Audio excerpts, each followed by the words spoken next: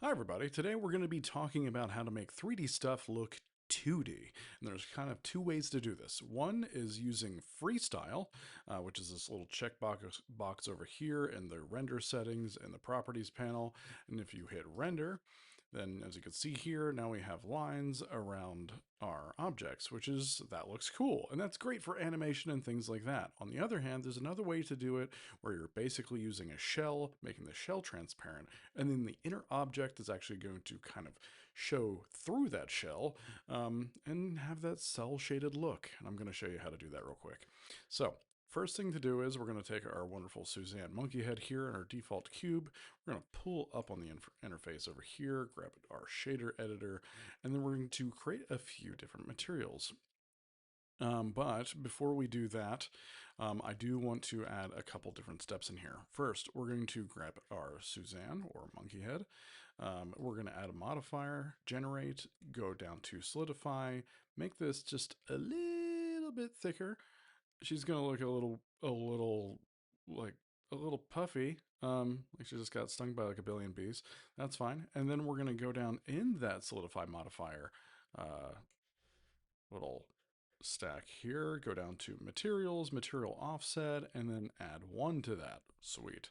And actually we can do the same thing to the cube because we want the cube to actually to experience some sweet love as well, or something of that sort. Anyway, still, regardless, so now that we're here, we're going to add our first material. We can just grab the default material that comes on here real quick, and we're going to rename this to outline. This is going to be the outline for the actual object. Now, while we're working in this, we're going to go over to here to viewport shading and material preview so we can actually see what we're doing. So in this case, let's start working with outline. The first thing we're going to do is we can delete the principled BSDF, and then I'm just going to add in just a standard, just diffuse BSDF node. Cool. Now that we have that, we're going to make that completely black.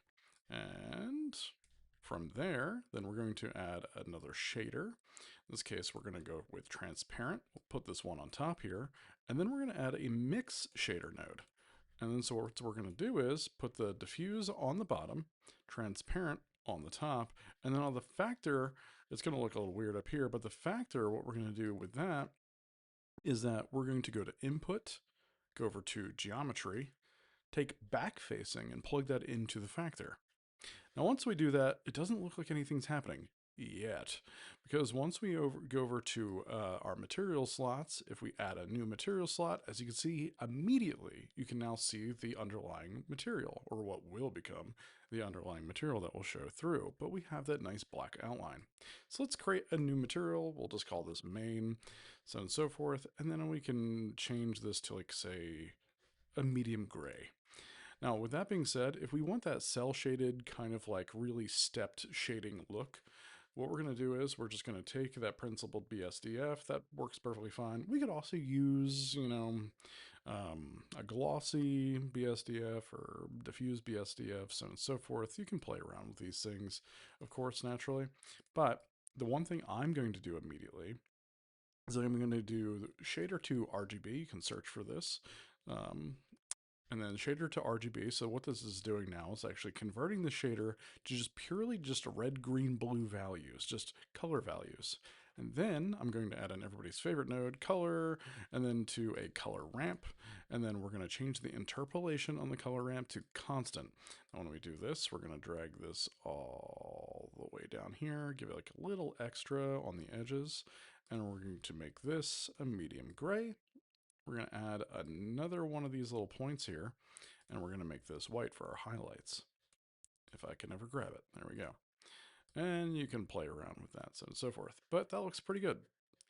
With that being said, now if we want this to be colored, or if we want to add in a texture, so on and so forth, we can go back over to color, go over to mix color, because it's just a regular mix node, and then we can go ahead and make this whatever color we want. But you're like, but Nathan, what happened with this? The shading's not there. Well, just change the blending mode from mixed over to multiply, and that typically works pretty well.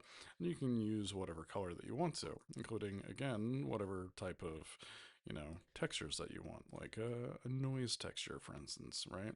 You can play around with that as well. Yay. But you still have that shading going on, which is great. So that's one way to do that. And then we'll do the same thing with the cube. So as you can see here, now we have the cube and our Suzanne looking pretty in whatever kind of bluey color that is. Or let's go with that one. Yeah, look at that. Looking all cell shaded. And if you rotate these around, because they're just one object with a shell around it, the shading responds, which is nice. So that is just a quick tutorial on how to do some basic cell shading in Blender, making your 3D look 2D.